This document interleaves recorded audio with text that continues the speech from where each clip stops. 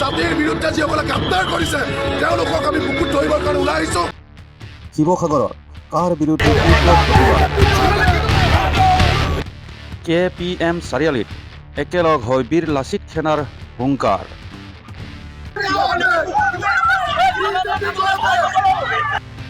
শিৱসাগৰত কাৰ বিৰুদ্ধে তীব্ৰ প্ৰতিবাদ।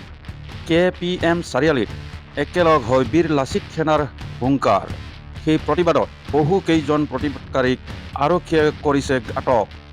আৰু শিৱসাগৰত কাৰ বিৰুদ্ধে এনে প্ৰতিবাদত আৰম্ভ কৰিছে বীৰ লাচিত সেনাৰ নেতৃত্বত কাৰ বিৰুদ্ধে এনেকুৱা তীব্ৰ প্ৰতিবাদ কৰা দেখিবলৈ পোৱা গৈছে। আৰু লগতে প্ৰতিবাদকাৰীৰ সৈতে আৰক্ষীৰ হতাহতি। বীৰ লাচিত সেনাৰ সৈতে বহু কেইজন দল সংগঠনে যৌথভাৱে এনেদৰে প্ৰতিবাদ আৰম্ভ কৰিছে। সেই প্ৰতিবাদকাৰী স্থলত দণ্ডাধীশ উপস্থিত হৈ সাধাৰণ জনতাক শান্তি শৃংখলা বজাই ৰাখিবলৈ আহ্বান জনাইছে।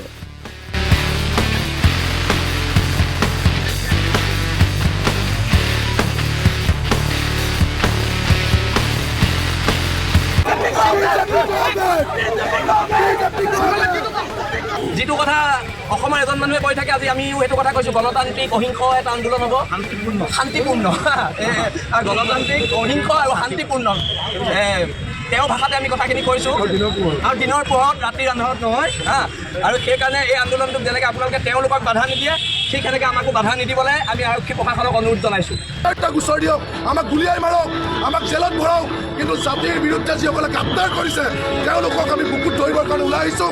যি পৰিস্থিতি হৈ হ'ব আমি আন্দোলন কৰিম আৰু কৰিম। আহিলে বুলি আপোনালোকে চাবি কাঠি পতলা হোৱাটো আমি ইয়াত বহুতো দুখ প্ৰকাশ কৰিছোঁ। বহুখিনিয়ে দেখিছোঁ IPS আছে, বহু কেইজন APS আছে। ইমান দক্ষ আৰু যোগ্য ব্যক্তিসকলে কিয় তেওঁলোকে নিজৰ সকলো মান মৰ্যাদা আৰু মগজু জিকি দিছে। ইয়াৰ পৰা এটা কথা স্পষ্ট কৰিব বিচাৰিছোঁ যে সময় থাকোঁতে প্ৰত্যেকজন অসমে ওলাই আহক, নহ'লে কিন্তু এইসকল ব্যক্তি আপোনালোকে ইতিমধ্যে গম পায় যে বিগত 6 বছৰত প্ৰায় 39 লাখ বাংলাদেশৰ পৰা হেৰাইছে। গতিকে সেই বাংলাদেশীসকল ক'লৈ আহিছে? সেই বাংলাদেশীসকলে ত্ৰিপুৰা আৰু অসমলৈ আহিছে। গতিকে প্ৰত্যেকজন জনসাধাৰণক আমি ইয়াৰ পৰা এটা অনুৰোধ জনাইছোঁ, সময় থাকোঁতে ওলাই আহক আৰু বিকল্প একো নাই, আন্দোলনৰ বিকল্প একো নাই। আমি গণতান্ত্ৰিকভাৱে অহিংস আন্দোলন কৰি যাম, যাতে আহি থকা অসম আৰু অসমে যাতে ইয়াৰ ক্ষেত্ৰত যাতে ন্যায় পায়।